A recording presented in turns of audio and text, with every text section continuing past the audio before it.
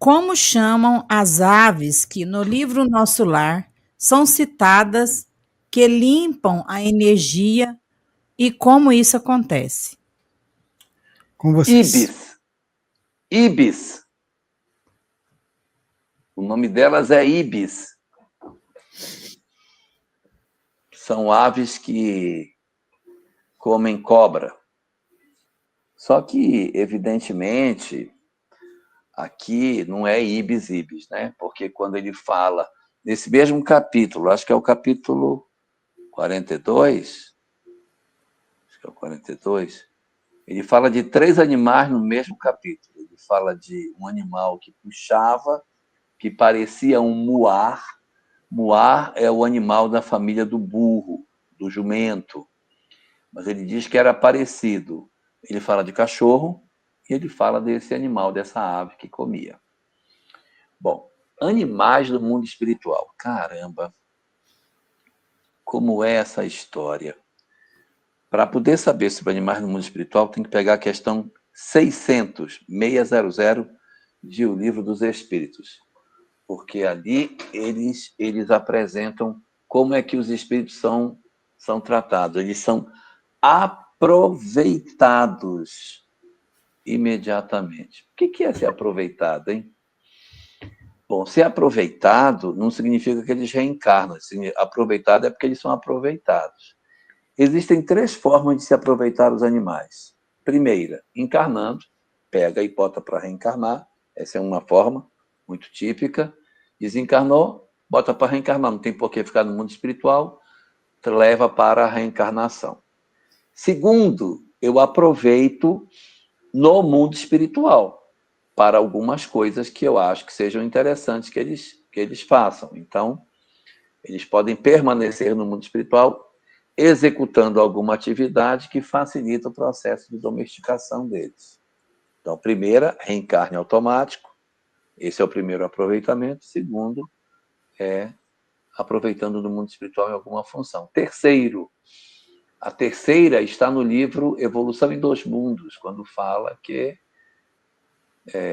alguns animais eles são trabalhados geneticamente no mundo espiritual para que, quando reencarnem, forcem o código genético para que hajam as mutações. Então, quando a gente estuda a biologia, que fala que os animais evoluem por pequeninos saltos evolutivos, que foi a grande pesquisa de Hugo de Vries, que ele fala que a espécie não evolui como Darwin dizia. Darwin dizia que as espécies evoluem milimetricamente, né? Só que ele nunca achou esses milimetricamente. Então ele falava dos elos perdidos, os elos da cadeia que haviam se perdido que um dia seriam achados, nunca foram. Então os elos continuam perdidos. E Hugo de Vries disse, não tem elo perdido, porque é feita em saltos. E André Luiz, no livro A Evolução em Dois Mundos, vai dizer que... Por que o livro chama Evolução em Dois Mundos? Porque a evolução é em 2 mundos. A evolução se dá do lado de cá e do lado de lá. Então, quando eles estão do lado de lá, você pega os animais e impulsiona o material genético deles para que, quando eles reencarnem, eles tragam alguma predisposição para um determinado gene que seus pais não têm para promover a evolução das espécies. Então, 3 razões aí. Primeira, reencarne automático. Segundo, aproveitá-los em alguma atividade. Terceiro, aproveitar no melhoramento genético. Só que animais no mundo espiritual, ninguém pode dizer que todo animal no mundo espiritual é um animal no mundo espiritual. Existem também 3 coisas que podem ser animais no mundo espiritual. Primeira, pode ser um animal no mundo espiritual, numa dessas 3 condições, mas pode não ser. No livro Recordações da Mediunidade, de Dona Ivone do Amaral Pereira, aqui, este livro, que deve ter uma capa diferente, mas esse aqui chama Recordações da Mediunidade.